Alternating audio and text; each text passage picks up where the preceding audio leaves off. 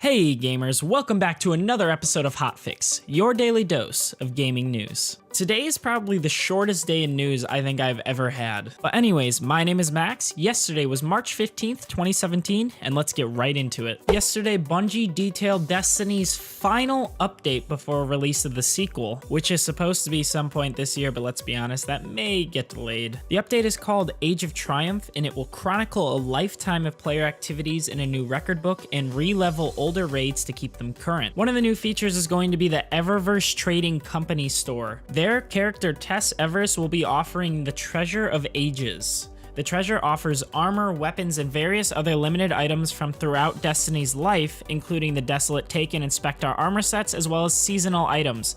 If players want a specific item, they can break down items from this random chest and use the silver dust they collect in a greatly expanded silver dust store, which offers those same items. There will also be a new 12-step quest from the speaker, which will take you through like everything Destiny has to offer. So this quest line seems like it's going to be kind of a summary of Destiny, kind of take you through all of it again one last time. And there will be a new weekly story playlist which replaces the daily story quest. The new playlist will mix in story missions from every expansion into collected groups, such as Mars and Venus or House of Wolves and the Dark Below. The new playlist will offer 1 Treasure of Ages per week and 20 legendary marks 5 times per week. The Challenge of Elders has also been added to the bar on the director screen, and it has a new difficulty of 390 and will offer 10 legendary marks for completion 3 times per week, as well as a legendary engram once a week. Wow, I remember those used to be so fucking hard to come by back at release. There will also be a Crucible weekly playlist, and Lord Shaxx now offers 2 weekly bounties for 6 versus 6 modes. Players can also purchase arena items for silver dust as well. Wow, so much of this is just lost on me now. As someone who used to play the game so much up until the Dark Below, I believe, or what? No, House of Wolves was the second expansion. Yeah, up until then, I played that day of release.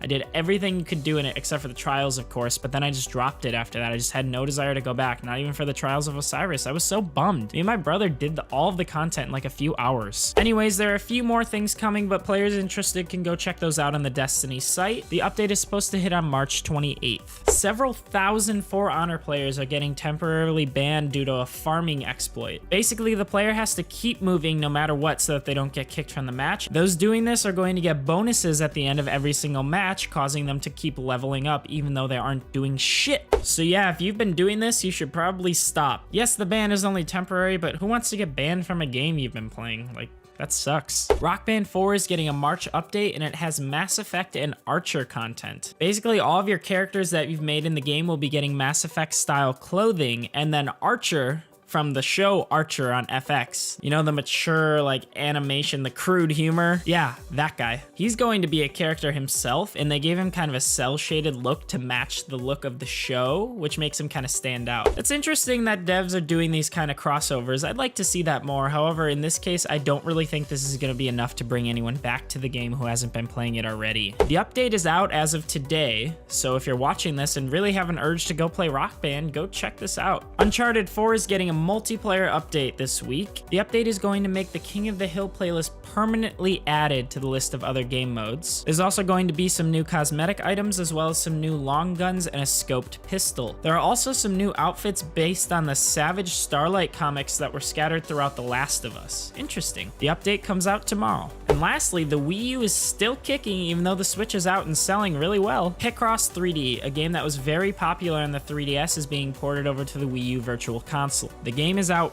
right now as you're watching this. Well folks, that's about it for yesterday's news. Make sure to like the video if this recap helped you. Leave your thoughts on these news stories in the comments below. Leave your thoughts on my thoughts on these news stories. Not that I had much today, because this is really short. Be sure to hit that subscribe button down below if you haven't already for free daily news updates straight to your inbox every Tuesday to Friday. I will see you guys tomorrow. This is Max signing off.